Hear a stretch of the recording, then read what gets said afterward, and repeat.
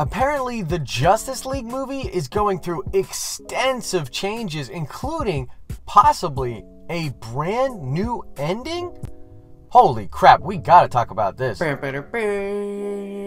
If you are a huge DC fan, make sure to subscribe to the channel. We are going to be dropping a ton of videos as we get closer to Justice League and as we head towards the rest of the DCEU. What is up, YouTube? It's Josh. This is the Den of Nerds. Guys, there has been a swell of news, rumors, and information dropping about the Justice League movie.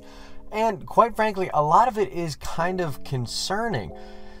Apparently, Joss Whedon has been doing way more than just taking over responsibilities for Zack Snyder. There was a report out there that the Zack Snyder cut, which is what they were calling the version that they did together in post of mostly Zack's footage, apparently it was unwatchable, and now they are doing extensive reshoots to the point which some of the actors are complaining and talking to news outlets about. It is causing this very interesting narrative, and I've heard some really crazy things about what the ending change will be, and I will get to that at the end of the video. But I basically want to talk about some of the stuff that's been going on and speculate about what I think is actually happening here. Well, first of all, we have to kind of take Justice League all the way back to its inception.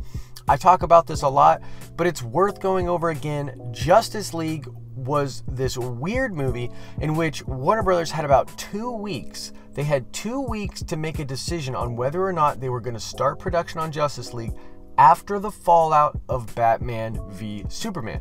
They decided to pull the trigger on it, even though they were making all sorts of retroactive changes to that film as they were shooting it. They famously had a bunch of journalists go to London about a week or two, maybe a month into the production of Justice League, and they had all of these guys brought around set. They watched filming, they saw a put together scene. It's a very weird situation, and a lot of those journalists reported, I remember watching their stuff right afterwards, they had spoken about how it was apparent right away that changes had been made to Justice League in regards to its tone, and this all had to do with the fallout of Batman v Superman. So, Justice League is a movie that has pretty much been in production as it's flying. There's this famous expression I love where people talk about how you're building the airplane while you're in the air.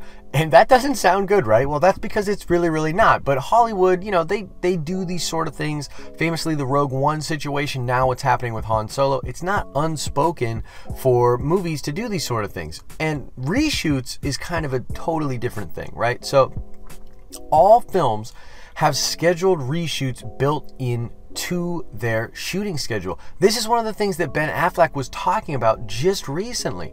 He was talking about how he had about a week and a half on Argo, 4 or 5 days on The Accountant, this, that, and the other, and he was essentially making fun or taking a jab at the fact that these Justice League reshoots have been going on for months and months. He has said that he has never experienced this before on a movie where you have two directors, both with very unique and very strong visions for what they want out of this movie. Now, look, when Joss Whedon was announced, let's fast forward the narrative all the way up to when Joss Whedon was announced. He had actually been working on the movie for at least a couple months before the announcement of Zack stepping down and him taking over was made. Joss Whedon is sort of a gun for hire in a sense because he has been brought onto other Marvel movies like Thor: The Dark World, and I think he's actually even done another DC movie, but I can't quite put my finger on it, or maybe some other superhero movie. But essentially, he has a lot of these little touch-ups on his credentials because he is so good at pulling together character moments and understanding the fabric of characters. I mean, Avengers and Avengers Age of Ultron, which I actually really enjoy. I know there's mixed opinions about it, but I really enjoy that film.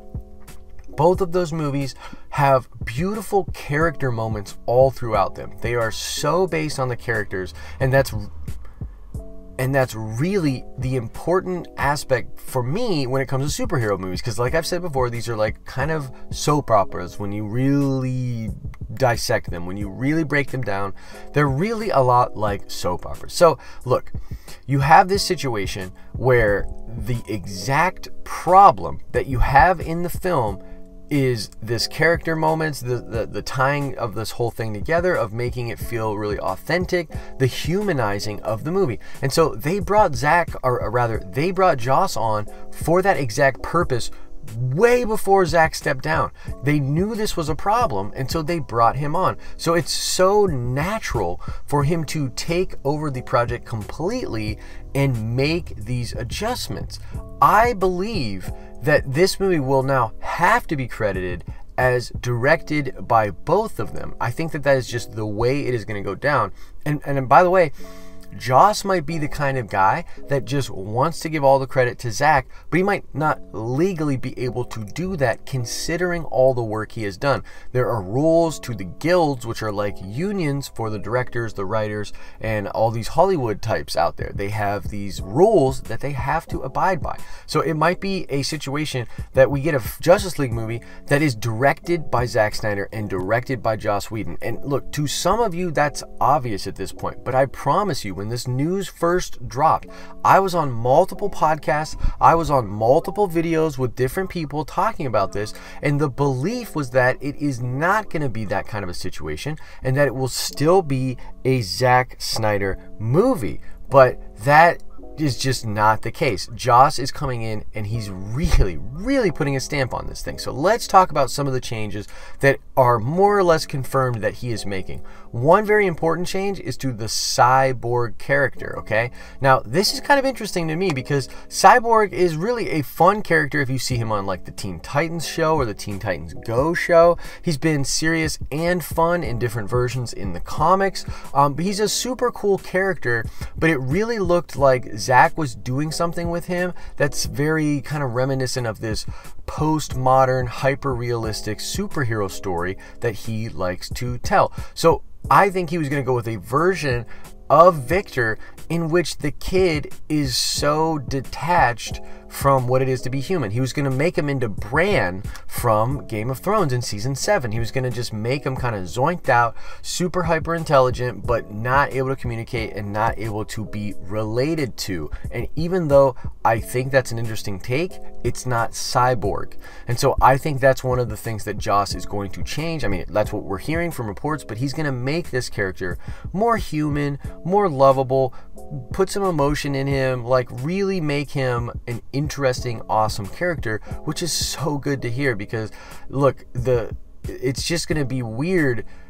They need to get back to the legacy. Like Wonder Woman did a great job of elevating that character, that persona, making you feel like you knew her.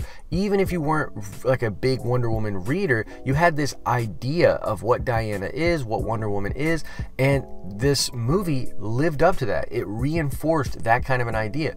We always talk about the Boy Scout when it comes to Superman. Some people love him, some people hate him. Most of the community right now really feels like we need to get back to a Superman that actually saves people, doesn't kill people, and has like this greater perspective. So the Man of Steel thing, which was this postmodern type journey with him, they were probably going to do that with Cyborg. They didn't. Now they're going to do more of a human thing with Cyborg, which I think is really good. Another big change that they are probably making to the movie is putting Wonder Woman more in the spotlight. They're going to probably focus more on her because of the success of her movie.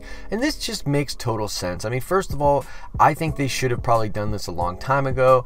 She's one of the best parts of Batman v Superman. She should have had more screen time. They should have played off of that idea more. It would have been more compelling. It would have been more interesting. So I'm very happy that that is the direction that they'll go. Plus, I mean, look, Joss Whedon was going to make a Wonder Woman movie. I've heard his script was actually pretty terrible, but he was going to make a Wonder Woman movie. He's a big fan of strong female characters. He's the Buffy guy. If anybody, you know, he's doing the Batgirl thing, so we can trust him to pull out the best parts of that Wonder Woman character. I trust him. He's a nerd, man. As John Schnepp would say, he's a sweaty. He's one of us, so I trust him to make her a vital part of this story and kind of spin the narrative maybe to include her a little bit more. So I think that's pretty cool. Now this last one here is definitely just a rumor, but it is being reported right now, it is being kind of circulated around that they're actually going to remove Darkseid from the Justice League, that they're essentially going to, instead of segueing or setting up Darkseid, they're going to beat off God, that sounds disgusting. They're going to beat Steppenwolf's forces away from Earth and secure the mother boxes, be prepared for another threat, but have beaten the one they were fighting, and then formulate the Justice League and be more of a team unit and really set this universe up. I really get the feeling that what he did with Avengers is going to be what he does with Justice League, okay? So that is the rumor. They're going to really tighten the narrative up, make it a one complete story, and just focus on Wonder Woman, humanize the characters, beat the bad guy, and then formulate the Justice League, which is what we all want out of the movie. So I don't know what kind of crazy hyper realistic version Zack would have went with. I probably still would have loved it because I like Zack Snyder, but this does feel more pure to the characters, and that's just the read that I have on this situation, guys. I think Joss Whedon is going to deliver an incredible movie. Now let's talk about this task. Holy crap, if Joss Whedon pulls this off, man, I worship at the altar of Joss Whedon, because not only did he do Avengers 1 and Avengers 2, and if you know anything about his work ethic, he is a madman and a perfectionist at getting this stuff right, and he literally probably took years off of his life with the stress and the workload that he put on so that we could have a dope, nerdy time in those two movies.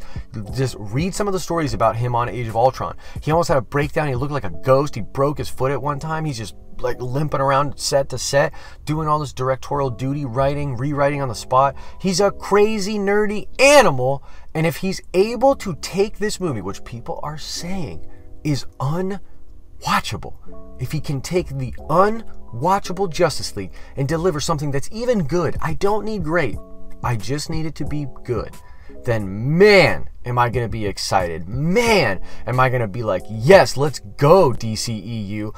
I will literally forgive all of his little stumbles here and there if they finally made the right call and it weirdly happened because of tragedy. And honestly, my heart goes out to Snyder and his whole family. But this situation is bizarre, but maybe exactly what needed to happen. I mean, like, can I say that? Because I'm saying it. Like, this feels like it might end up saving this thing, and I'm excited, and I think he's the man for the job. My faith is in Joss Whedon. I'm still apprehensive, don't get me wrong. Look, I didn't like Batman v Superman. I didn't like Suicide Squad. I have a soft spot for Suicide Squad, but I hate the fact that it won an Oscar. But I didn't love these movies. I don't love the direction they're going in. So if they can switch that up, if Joss pulls this together, they'll have my money for their next film. I will support their stuff with all the hype and all the videos that I can do. So, man, whew, here's hoping, right? So that's all I wanted to leave in this video. What do you think about Joss Whedon having more of a role on Justice League? Big changes, guys. He's changing the ending. It's causing a lot of buzz right now. So please let me know your thoughts. Are you happy? Do you hate it? It's an interesting situation. So hit me up. Let's talk about this in the comments section. As I always say, I hope you are having an awesome and nerdy day. See ya!